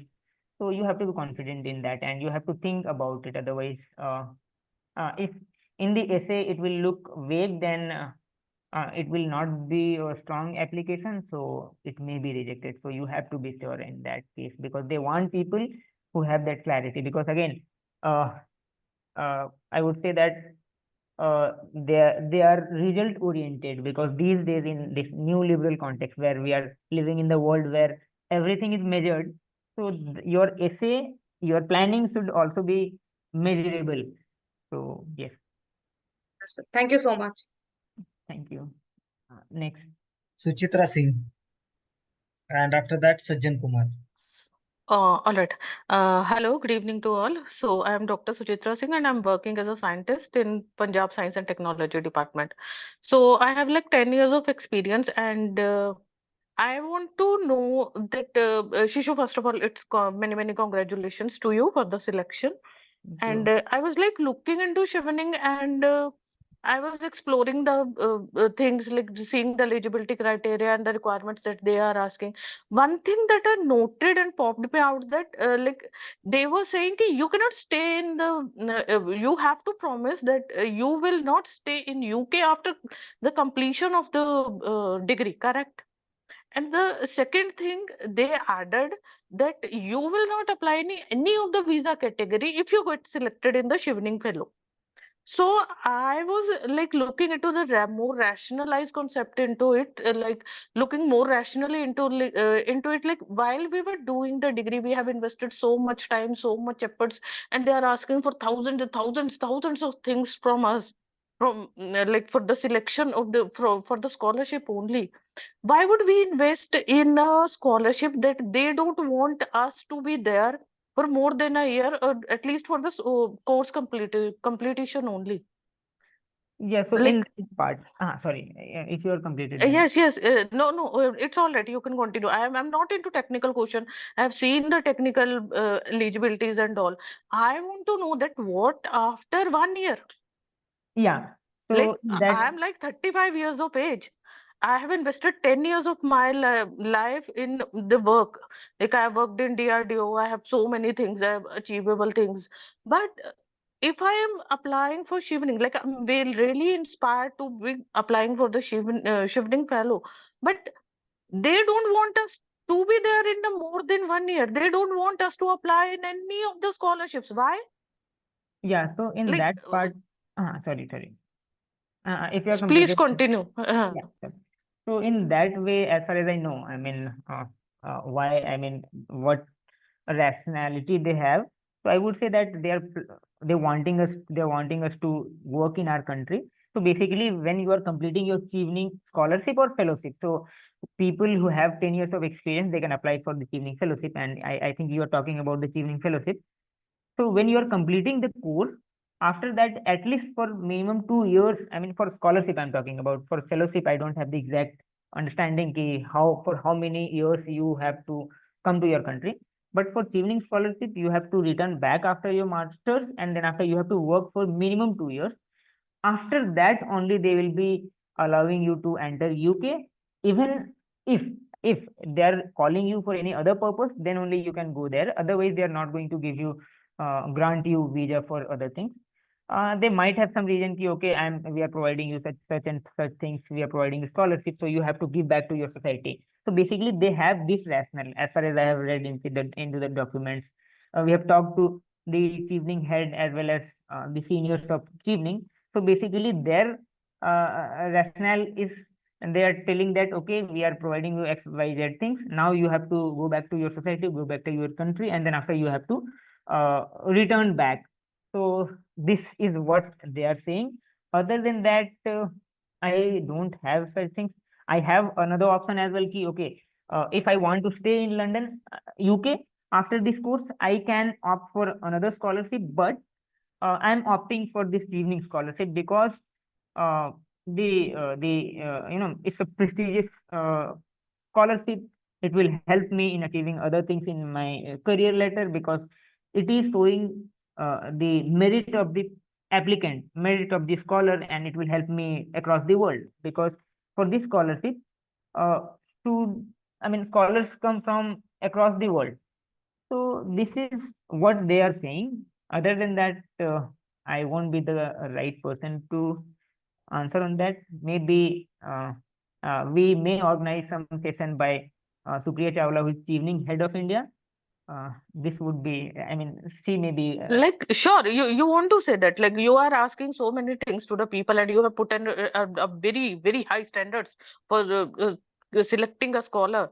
And now, after the course completion, you are saying goodbye, Tata. We don't want you. Like, it is all right. The whole concept is based that you will work for your country. That we are already doing it. Suppose I have selected a master's degree and I got selected for a certain job in Suchitra, London or the related areas. Yes. So what they'll I'm send me bye suggesting bye to Tata. Yeah. what I'm suggesting to you, they have Yes. a separate email ID. We have a separate All right, session sir. I'll not about. bother you. No, I'll no, not no, no, bother no, you. no, All no. right, sir. All I'm right. just Okay. I'm just talking to Hmm. about that. We are organizing 2 or 3 more sessions, and maybe All right. one session will be conducted by Tuning India head by Supriya Chawla. Then you can put your queries there. Yeah, Um, sure. We should talk about it. Now, what after the scholarship? We'll get the scholarship. We'll get selected. What after that? yes, yes, yes. What are We you assuring definitely. us with? Hmm. Mhm. So now, Hmm. because we don't have too much time, we have only 5 to 10 minutes. So, Mr. Sajjan Kumar and Arjun Gavre, please. Yeah, sure. Yeah, hi. I will. So my question is, like, you have applied to different colleges, universities. So, how to know that which one is like application fees, how much will be? Because to optimize the cost involved in application. So, is there any website preferable to go through it so that we can come to know about the application fees? So I would say that, sorry, can you mute so that I'll speak? In that part, I didn't know that universities. When I started looking for the university application, I started with Oxford, Cambridge, and then after UCL, and these are the tier one universities, top 10 ranked universities in the world. When I looked into their website, it was around 10,000, 90, 120 pounds. So in Indian rupee, it will be more than 10,000. So when I saw that, I didn't have a single penny for that. So I didn't go through these universities. But later, I dared to apply to the UCL. I paid 10,000. But you will find in the university websites, when you will look into the courses, they will clearly write that there is no application fees involved. Uh, in some universities, you will find that, okay, 90 pound you have to pay for the application. Otherwise, some there might be some scholars who have curated, who have made some of the uh, Excel sheet where they might have written that which university needs application fee. So again, you have to do this research. Basically, we will have to go to each website and Yeah, do the there is no research. any alternative. Otherwise, you may have to reach out to any people who have done this research. If they are sharing you the details and other things, then yes. Okay. And how many people applied for this Chevening scholarship? Like 1,000, and how many get? Yeah. So previous year, as far as I know, previous year, it was 70,000 around. And out of 70,000, across the world, I'm talking about across the world, 70,000 people applied and 1,300 or 1,400 people got selected. I mean, the selection rate was 1.7%. So yes, this is the selection rate from India. Previous year, 44 people got selected. This year, as far as I know, I mean, we have connected to multiple scholars right now in this country itself, in India. So we have reached out to around 30 scholars, 30 or 25. There might be some people who got, I mean, whom we couldn't connect. So there might be 30 from India this year. So maybe next year 30, 35, maybe. Okay, yeah. Thank you. Yeah. Next. Hello Yeah. Sir, मेरा question आपसे है कि आपने IELTS की तैयारी कैसे की? आइल्स की बात, क्योंकि मैं इंग्लिश हाँ सॉरी प्लीज। क्योंकि मेरा पूरा एजुकेशन स्टेट गवर्नमेंट से हुआ है, मराठी मीडियम से, और मेरी इंग्लिश उतनी पक्की नहीं है। ओके, तो आइल्स की मतलब मेरी जो तैयारी थी, मैंने आइल्स को लेकर यूट्यूब वगैरह से देखा, मैंने बुक किया क्योंकि उसमें मुझे अर्जेंट में आइल्स देना था और सबमिट करना था एक यूनिवर्सिटी को किसी और स्कॉलरशिप के लिए। तो मैंने देखा, एक हफ्ते मैंने प्रिपेयर की, मैंने दे दिया। उसके स्ट्रैटेजी होते हैं।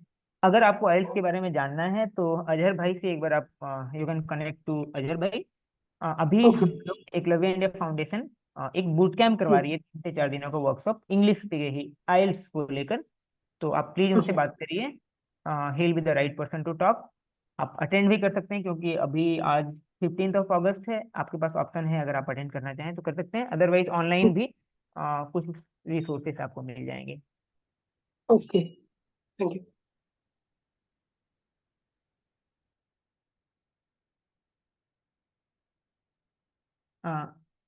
सुनील और Devesh, Devesh sorry Mohit, Devesh can we go later, Mohit can you question? हाँ, हाय शिशु, थैंक यू एंड कॉन्ग्रेचुलेशंस। तो मेरा सवाल लेटर ऑफ रेफरेंस को लेकर है। सो टेक्निकली तो जैसे मेरा 4-5 साल का वर्क एक्सपीरियंस है, तो टेक्निकली मैं 2 जगह का रेफरेंसेस दे सकता हूँ क्योंकि 5 साल में मैंने 2 जगह काम किया है। लेकिन अगर एक ही जगह मेरी अच्छा थोड़ा रेपो बिल्डिंग है या एक मतलब जो करंट एम्प्लॉयर है वही, अगर मैं 2 रेफरेंसेस वही से ले सकता हूँ, तो वो ऑप्शन कैसा रहेगा, मुझे वो थोड़ा पूछना है। या फिर एक ही एम्प्लॉयर से या एक ही इंस्टीट्यूशन से 2 रेफरेंसेस लेना सही नहीं रहेगा। और मेरा दूसरा सवाल है कि मुझे लगता है कि पासपोर्ट मैंडेटरी नहीं है एप्लीकेशन के समय, तो वो बस कंफर्म करना चाहूंगा शेवनिंग के शायद इंटरव्यू के टाइम तक। नहीं, मुझे जहाँ तक पता है आप पासपोर्ट सबसे इम्पोर्टेंट है, और पासपोर्ट के बिना आई थिंक, मुझे जहाँ तक पता है क्योंकि मैं जब अप्लाई कर रहा था तो पहले उनका पासपोर्ट ही होता है, अगर नहीं है तो it's well and good, but as far as I know university के लिए पासपोर्ट लगती है, बट अगेन देखना पड़ेगा इसमें, मैं इसमें कमेंट नहीं कर सकता हूँ। बट हाँ, मेरे हिसाब से पासपोर्ट रेडी रहेगा तभी, क्योंकि यूनिवर्सिटीज वगैरह में इम्पोर्टेंट है।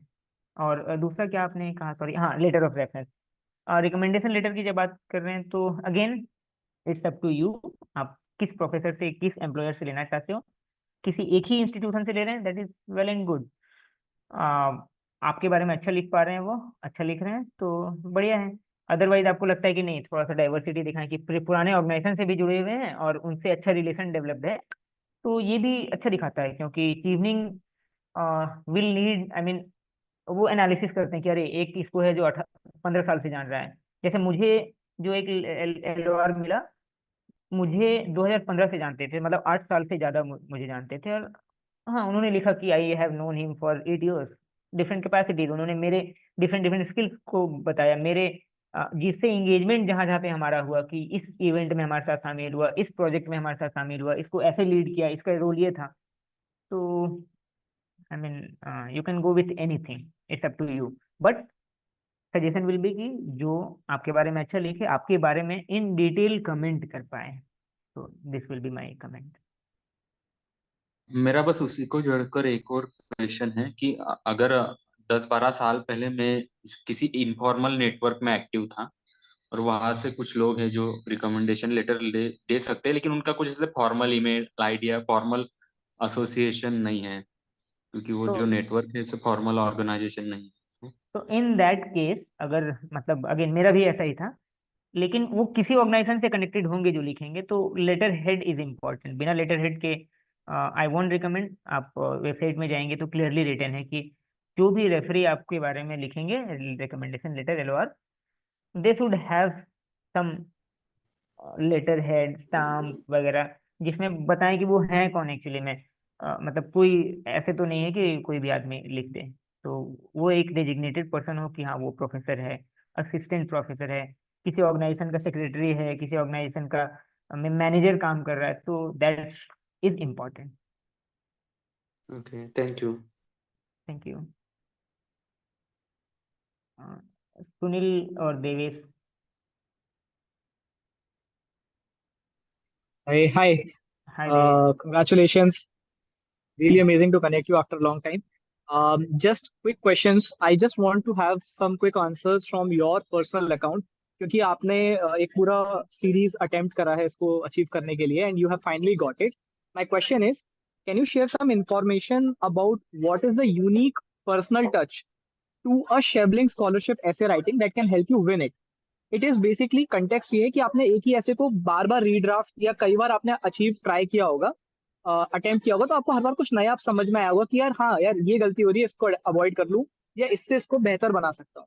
तो in that regard can you share your personal account? One. Second is connected with कि आप कौन सी गलतियां अवॉइड कर सकते हो while doing the essay, because you have done several drafts edited of your own essay, so you would have recognized हाँ यार मैं पहली बार में गलती कर रहा था, इसको मैं अवॉइड कर सकता हूँ. Because if we can get that some good answers on that, I think yeah, I think that will be very helpful. Thank you. Thank you, Devesh. So first one is about essay. When we talk about essay, again I would say that show it to your friends, show it to your mentors if you have any mentor. आप लोगों को दिखाइए, talk to people कि okay, read this and imagine you are going to give me 50 lakhs for a year. अगर वो देख के inspire होती कि oh my God this is very inspiring, मतलब ये पढ़ के ना मजा आ गया कि भाई लीडरशिप, मतलब you are an amazing leader, then it would be helpful. मैंने यही किया था, मैंने अपने दोस्तों को पढ़ाना स्टार्ट कर दिया कि भाई पढ़ो और बताओ कि तुम क्या इसको पढ़ के are you going to give me 50 lakhs। उन्होंने मुझे हेल्प किया कि अरे यार ये नहीं होता तो अच्छा लगता, ये होगा, तुम इसमें ये मिस कर रहे हो। तुम उसमें ना टीम के, मतलब टीम में जो तुम्हारी काम थी, उन्होंने, हमने इन डेप्थ एनालिसिस किया, हमने इन डेप्थ डिस्कस किया कि अच्छा तुमने किया क्या, हमने अपने स्टोरी को अपने दोस्तों को बताया और उन्होंने मुझे काफी हेल्प किया। मेंटर्स ने एकलव्य से जो मेंटर्स मुझे मिले, क्योंकि वो एक्सपीरियंस ऑलरेडी थे, प्रीवियस उन्होंने वो स्कॉलर्स ही थे, तो उन्होंने भी मुझे, हमें यही क्लैरिटी दी कि you are telling your story. अब कई पैसिव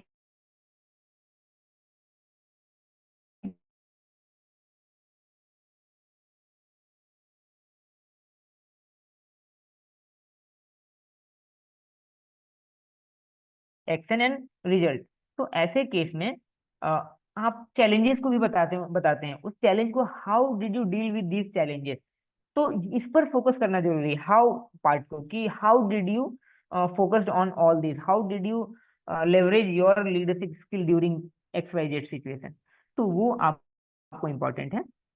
गलतियां हैं, तो गलतियां क्या होता है कई बार, मैं मतलब मेरे पर्सनल एक्सपीरियंस से होता है, मेरे दोस्तों को एक्सपीरियंस है, मैंने सीखा कई बार होता है कि किन्हीं की इंग्लिश बहुत शानदार है, लगता है कि ओ माय, मतलब होता भी है, पढ़ के लगता है कि ओ माय गॉड इन्होंने इतनी खतरनाक बातें लिखी है, मतलब मुझे तो समझ में नहीं आया।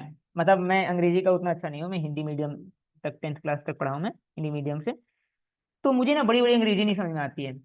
तो imagine you are writing your essay for a layman person, जो आपके सब्जेक्ट का टेक्निकल एक्सपर्ट नहीं, ठीक है। आप कई बार होता है कि लीडरशिप में भी आप टेक्निकलिटी बहुत ज्यादा लिख दे रहे हो, अगर as for example Devesh is from law background, तो उन्होंने लॉ के टर्म्स इतने लिख दिए हैं, लेकिन रीडिंग कमेटी का जो आदमी है वो डॉक्टर है, वो सोशियोलॉजिस्ट है, तो उसको शायद उतना ना समझ में आए। तो आप लेम पर्सन के आधार पे आप लिखें, उसमें ज्यादा बड़े बड़े टर्म ना लिखें तो बेटर होगा। But you should B communicable, मतलब कि आप कम्युनिकेट कर पा रहे हैं अपने थॉट्स को, और क्लियर थॉट्स में। तो ये ध्यान रखना है कि बड़ी बड़ी शब्दों का ज्यादा इस्तेमाल ना हो, टेक्निकल टर्म्स का उतना ज्यादा इस्तेमाल ना हो। तो ये सब बेसिक मिस्टेक्स हैं जिस पर आपको थोड़ा सा फोकस करना है। और ऐसे यस, आप जितना रीड्राफ्ट करो, क्या क्या चीजें अवॉइड की जा सकती। कोई सेंटेंस है जो मजा नहीं आ रहा, मतलब इस सेंटेंस का कोई मतलब ही नहीं उसमें, तो यस आप उसको हटा दो। लग रहा है कि नहीं ये हमने मिस कर दिया है अपने स्टोरी से, उसको डालना है। तो ये सारी चीजें हैं, और ये आएगा धीरे धीरे करते हुए। Now, last question from Mr. Sunil Mani. Before we are going to our last question, I just wanted to talk about Eklavya Global Scholar Program. Eklavya Global Scholar Program is a program to one-year mentorship to those who wanted to learn their masters or PhD in overseas universities. So we are providing one-on-one mentorship. We are conducting online sessions. We are giving SOP reviews. We are giving essays review to those who are belongs to marginalized background and first generation learner also. So this is our program strategy.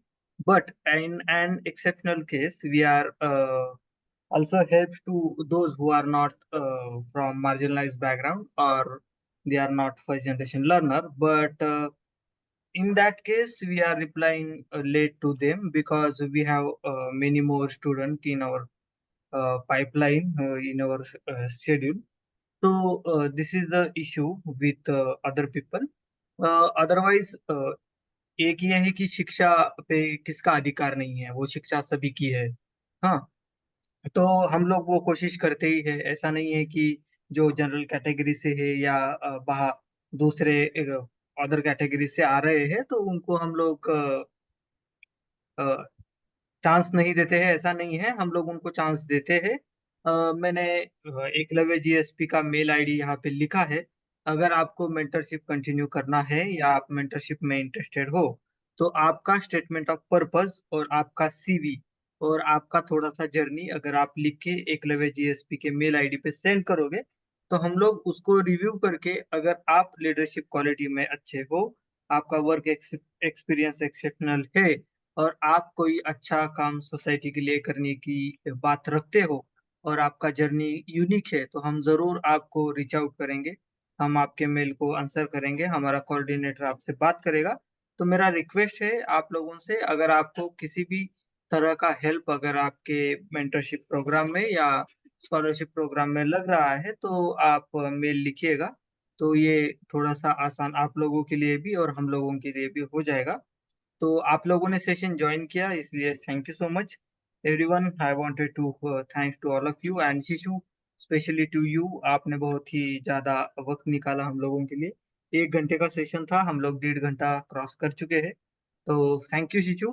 अब last question Sunil का होगा, और सुनील का answer देने के बाद हम लोग सीधे सेशन खत्म कर देंगे। Thank you. Thank you, Shishu, for having this session. Even Azhar bhai, I was in your last batch also, but I could not make it last time. I will be very precise. I am pursuing or I am doing job in healthcare. I am a project officer for hospital commissioning. So मेरे दो question है। First, अगर मैं कुछ ऐसे लिखता हूँ तो will faculty mentor be available for evaluating those? Second is कि as the healthcare is relatively specific domain, will I get a mentor from some universities who have done those courses in certain universities that will help me to take a decision regarding this? Okay, so Sunil, are you done with your question?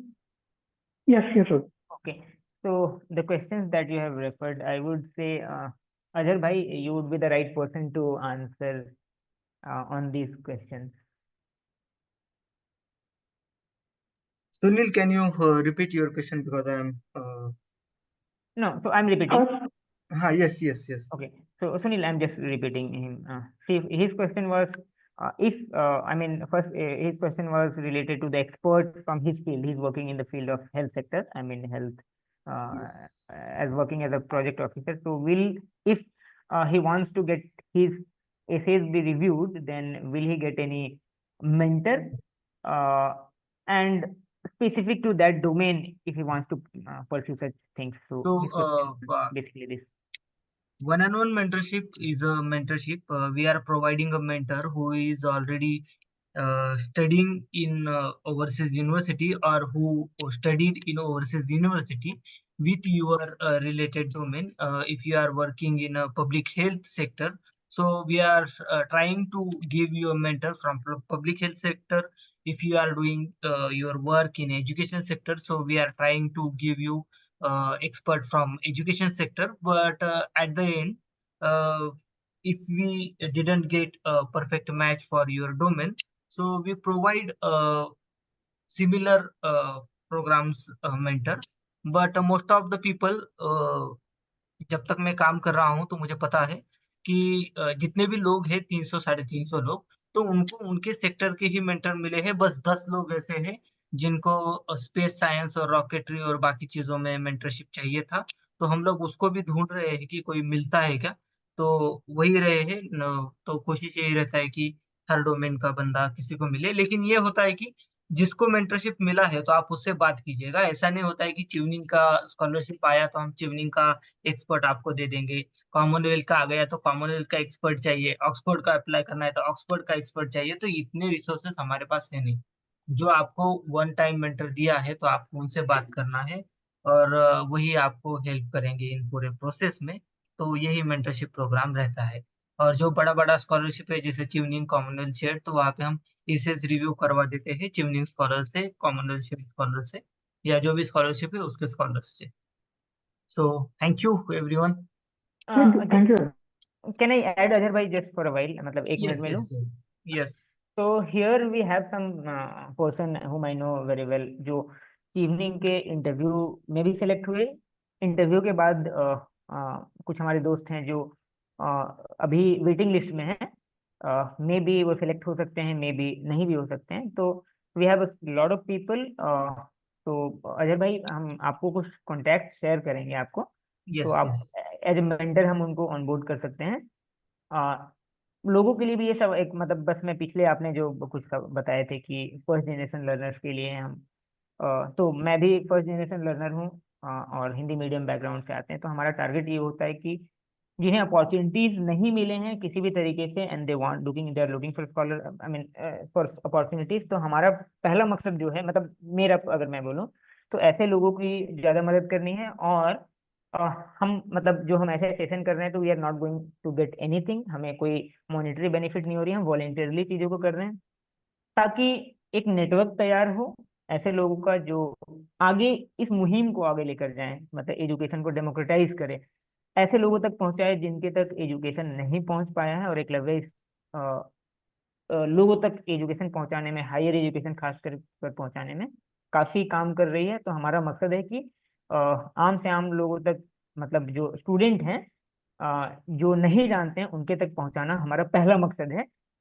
जैसा अजहर भाई ने बताया कि हाँ, बाकी लोगों को भी हम मेंटरशिप प्रोवाइड कराते हैं, तो इसमें ज़्यादा कोई ये नहीं है। बट अगेन, जैसे हम लोगों की मदद कर रहे हैं, हम उम्मीद ये भी करेंगे कि आगे जो इस मेंटरशिप से बेनिफिट उठाएंगे, सिलेक्शन भी अगर होता है, तो will be looking forward with those people कि वो आगे भी इस मुहिम को आगे लेकर जाएं, एज ए मेंटर भी हमारे साथ जुड़ेंगे, लोगों को ही मदद करेंगे। तो हमारा मकसद ये है, और ये मुहिम आगे तक हमें लेकर जाना है। जैसे राजू भाई, राजू केंद्रे, जिन्होंने एकलव्य स्टार्ट किया, के बाद एक मुहिम शुरू हुई, और हम भी उसी के पार्ट हैं। And I really appreciate his dedication, जो अ, मतलब लोगों तक एकलव्य के माध्यम से ये पहुंचा रहे हैं, जिसमें अजहर भाई भी उस मूवमेंट का पार्ट है, हम भी पार्ट हैं, और सारे लोग हैं बहुत सारे, जिसमें हम ये करना चाहते हैं। तो इस पर हमारा मेन फोकस होगा कि सोशल जस्टिस, मेन फोकस है कि सोशल जस्टिस, सामाजिक न्याय की हम बात करते हैं। तो इसमें आप भी हमारे इस मुहिम में शामिल होइए, साथ में मिलकर लोगों तक हायर एजुकेशन हो, किसी भी तरीके का एजुकेशन हो, आगे पहुंचाएंगे। शुक्रिया। यस अजय भाई, ना over to you. Thank you. तो हमारे पास जो भी टीम है, जो भी वॉलेंटियर्स है, तो वो कई कबार कॉल या मैसेज को लेट रिप्लाई करते हैं, क्योंकि हर कोई मतलब टॉप से लेके बॉटम तक ग्लोबल स्कॉलर प्रोग्राम की जितनी भी टीम है वो पूरी वॉलेंटियरली काम कर रही है। वो अलग जगह पे काम कर रहे हैं और सोशल कमिटमेंट की वजह से ग्लोबल स्कॉलर प्रोग्राम को टाइम दे रहे हैं, अपना खुद का भी एप्लीकेशन कर रहे हैं और इसमें वॉलेंटियरली भी कंट्रीब्यूट कर रहे हैं। तो बस थोड़ा सा उस चीज को आप थोड़ा सा मद्देनजर रखिएगा, तो थोड़ा सा आसान हो जाएगा। और हम लोग यही चाहते हैं कि जो मेंटी इस साल आए हैं वो अगले साल मेंटर बन जाए, जैसे कि शिशु भाई अब मेंटर बन चुके हैं, जो ग्लोबल स्कॉलर प्रोग्राम के फर्स्ट बैच के हिस्सा रहे थे। ऐसे ही 40 लोग हैं जो अभी मेंटर बन चुके हैं हमारे साथ, जिन्होंने मेंटरशिप लिया था। तो यही है कि जोत से जोत बढ़ाते चलो, यही है। तो thank you so much all of you, आपने सेशन ज्वाइन किया। शिशु, आपने बहुत कीमती वक्त हमें दिया, तो थैंक यू आपको भी और आप सभी को जिन्होंने आखिर तक ये सेशन ज्वाइन किया। Thank you so much, thank you. And one more thing, if you want to connect with me, LinkedIn वगैरह में भी आप मुझे ढूंढ सकते हैं, you will get there. Thank you. Sorry.